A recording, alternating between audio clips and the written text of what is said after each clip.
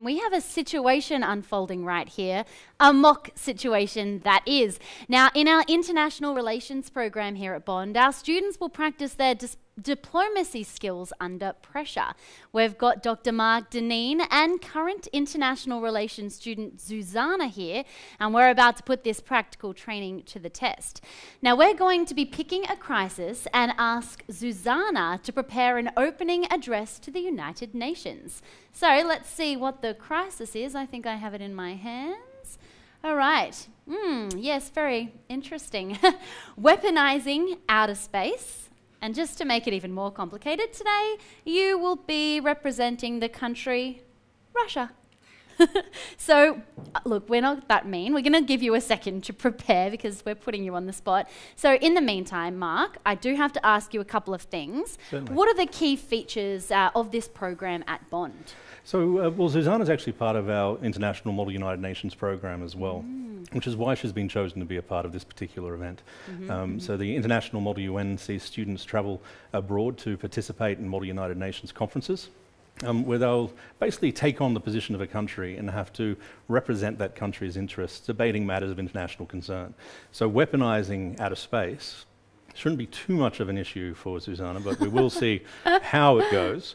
It's one of the unique, I guess, assets that we're able to have here within our United Nations program here. Sorry, within the International Relations program. In large part because of our small class sizes at Bond, we're able to customise our assessment and really embrace different approaches to learning and education as much as possible. It's a real focus on employability as well. Okay, so forgive me, I'm a little bit ignorant to this world.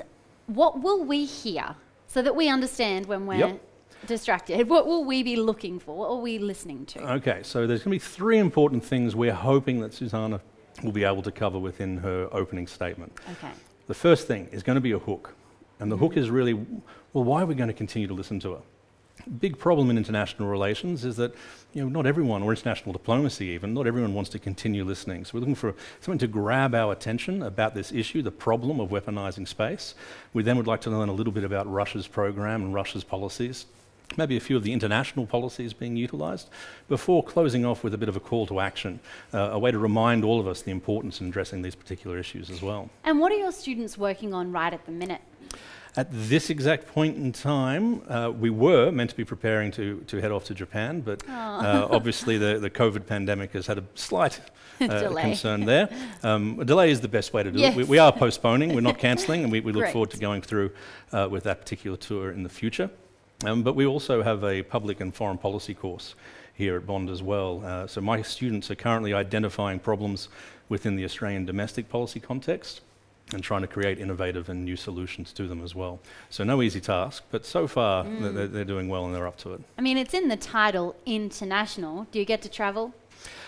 Do I get to travel? Yeah, do your students? Well, fortunately, it was part of the Model United Nations program. They have been able to travel, and I, of course, happily volunteer to escort and help them along the way. Yes. But there are a number of other international opportunities as well.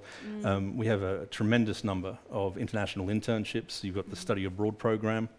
I'm a firm advocate of the idea that we shouldn't even be allowing you to graduate with a Bachelor of International Relations unless you've left Australia. I like that rule. It should be the rule. That's a fantastic rule. It's not set in stone. You can obviously do it, but yes. I would actively encourage you to disappear. As much as I enjoy seeing all of my students, it's nice to be able to get rid of them for a semester and have them go out and garner that international experience. In fact, Susanna's off to an international internship soon over to Vienna, I believe. Really? Is that right? Vienna? Yeah. Oh, that's amazing. Look, I'd love to chat to you about that, but you have some really hard work to do for our entertainment.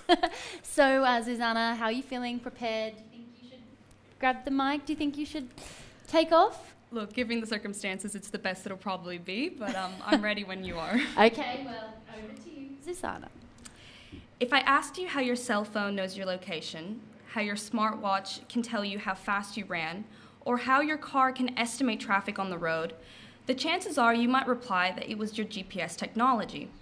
What you probably wouldn't know is that all of this would be nearly impossible without Russian satellite technology. In 1957, Russia became the first country to explore the use of outer space, And the Federation continues to recognize the extraordinary potential for outer space through its GLONASS satellite system, which works alongside the United States GPS system to provide citizens across the world with access to vital data.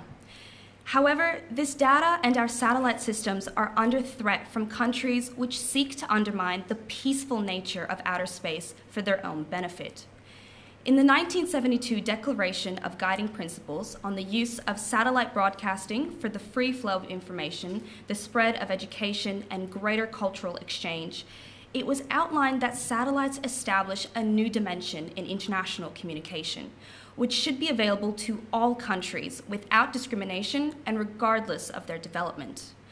Russia reaffirms that the use of satellites should continue to benefit all nations and rejects all measures which threaten the safety of satellites. In 2008, Russia and China introduced the Draft Treaty on Prevention of the Placement of Weapons in Outer Space and of the Threat or Use of Force against Outer Space Objects, which we believe is a vital document to protect outer space from threats of weaponization.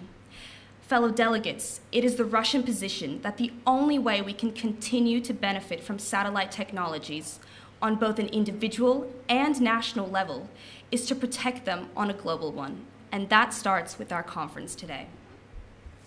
Wow. Zuzana, so professional. I feel really inspired right now. I actually got goosebumps in the end because it just made me think of where you'll actually go with your career. That's really cool. Thank you so much for your time. It's so inspiring.